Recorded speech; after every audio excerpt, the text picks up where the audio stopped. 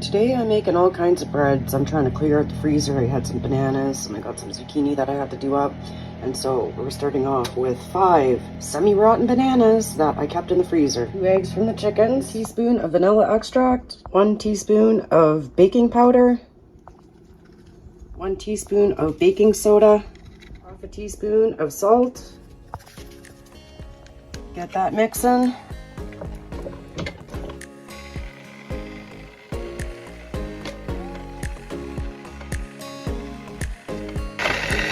1 cup of melted butter,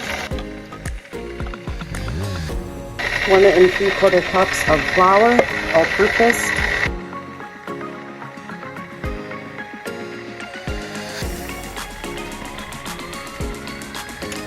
almost forgot the sugar, 1 cup of sugar.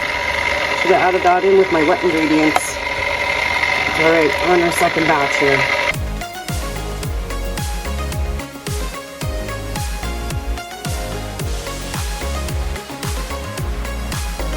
Super vintage machine here. The old Sunbeam.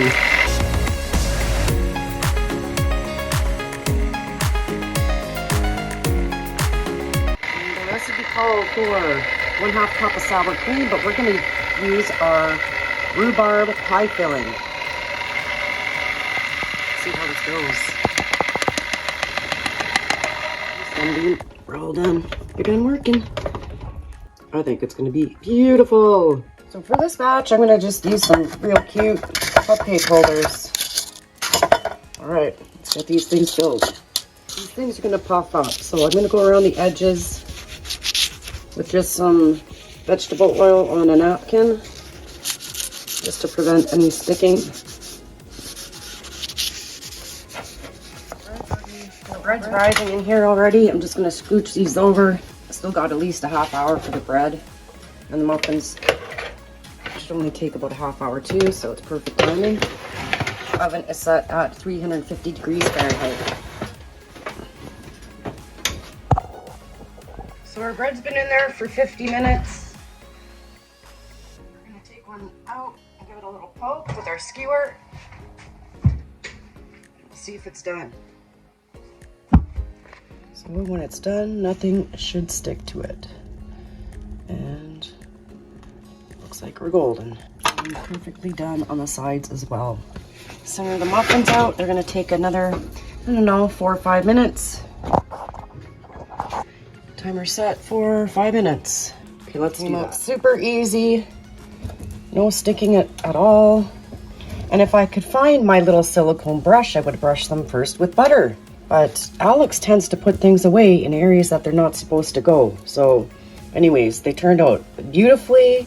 And I think what I'm going to do with the rest of our mix is I am going to attempt to do it in jars. And I know a lot of people are going to say, it's a big no-no, you can't do that. I'm going to try it, okay? So we're going to see how that works out too. And same with our muffins. They're looking pretty good. A little bit on there. I don't want to overdo them. Check the sides here. I'm thinking they're done. We're taking them out. Ooh.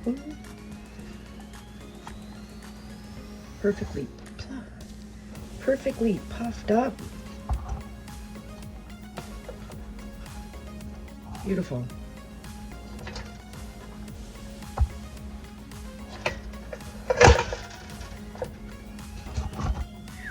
So now what I did is I just lightly greased the inside of the jar with being careful not to get anything onto the rim for the oil, just so that our muffins in the jars don't stick. And I am going to use the funnel for this because, as you can see, it's a little bit messy. Okay, so the jars are a little bit less than halfway full.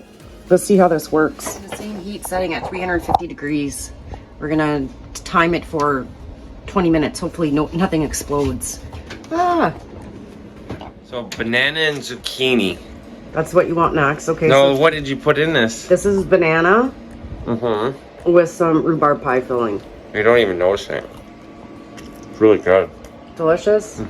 How many have you had so far? I think this is my 4th one. By share. Okay, so it worked. Sharing's caring. Is it good, Stitch? Oh yeah. Thanks, Mom. Looks like a hamburger. Peanut likes it too. Looks like a hamburger. Definitely not ready after 20 minutes, so we're going in for another 20.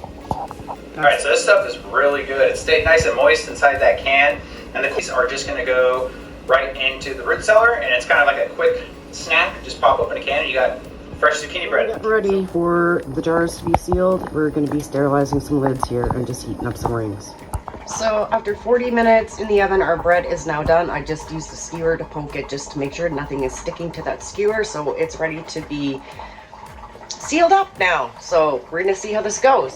So our bread is slightly too high. I'm gonna have to cut it down. I'm just gonna use a filleting knife to do that.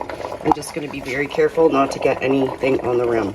If you're worried that anything has touched the rim, just wipe it off with a clean paper towel with some vinegar.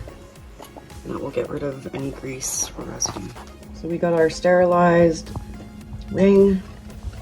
Place that on there with our magnet. And I got our ring here. And I always just like to wipe it off so it doesn't rust on the inside. Real quick. Broke my tripod, folks. I gotta fix it somehow with epoxy or something. It's a little bit weird camera angles that you're gonna see in the next few videos. No big deal, right? And then we're just gonna leave these. I think what I'm gonna do is I'm going to turn them upside down just so that they get the heat more towards the lid and the ring. There we go, there's one. I don't do sweets very often, but this is like a perfect banana bread. The moisture, amazing. Will I make it again? Oh yeah. Even switch it up with different types of jam, just for added flavor. Some berries in there, even chocolate chips. So I'm gonna do the last two. It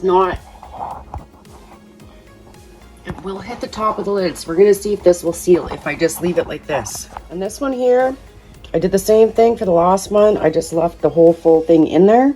And I'm only doing this jar fingertip tight. We're gonna see if it seals, and that way we can ensure there is no false seal. Now you might recall that Alex had eaten a 12-year-old muffin in one of those old videos, and I'm quite certain that this is the way that it was done. It was Gord's wife, and yeah, if Gord, if you're watching this, if you could chime in and let us know, that would be cool, because if you can do 12-year-old muffins like this and keep them shelf stable, I think it's pretty fantastic. I heard something pop. One of them popped. Insanely hot. That one's the one that popped right there. Upside down one. Actually, both of them popped. Those two popped so far. So that's good. We have seal.